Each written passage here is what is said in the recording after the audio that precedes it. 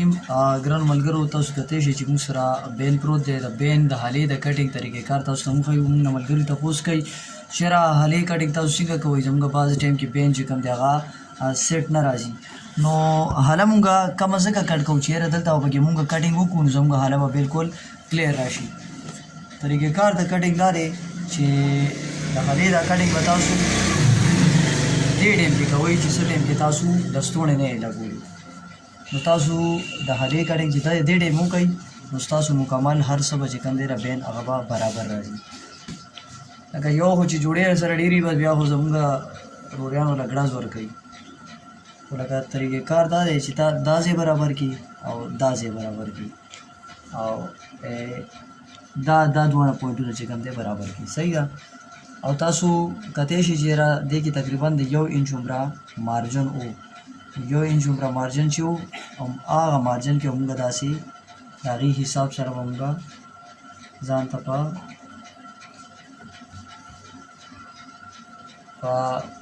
چکمټۍ باندې موږ یو نشان واچولو او په دې نشان باندې به موږ څه کوو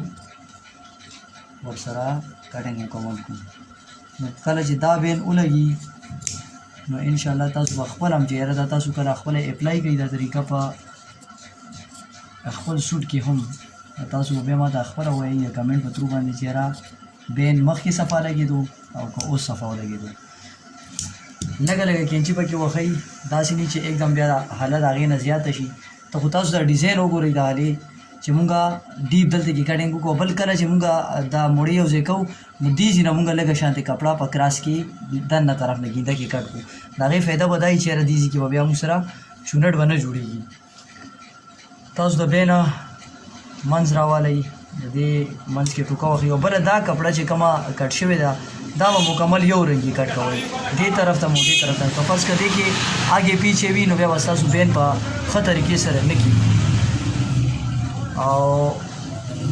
اوس چې کوو که لږ اخوا دېخوا پکې وي کم زیات وي نو موږ پکې نوره کینچي هم وګرځوو تقریبا هاف انچ موږ له پاو پکې پکار دی چې لږه پاو کینچي وګرځوو نو بین دا چې کم یو وي د حالات دا به موږ د دې نه لږې شانتې کمه ساتو 2-3 سوتره ځکه چې بیا به دا خپله ټیټ شي نو بین به موږ سره ښه په طریقې سره برابر راشي او یاد ساتئ چې تاسو چې کله کټینګ کوئ نو دا دواړه زیونه چې کوم دی دا به برابر وي او دلته دا به برابر وي چې دې نه د نه اخوا دېخوا را نه شي بیا به زموږ حاله کې څه شی راځي فرق به راځي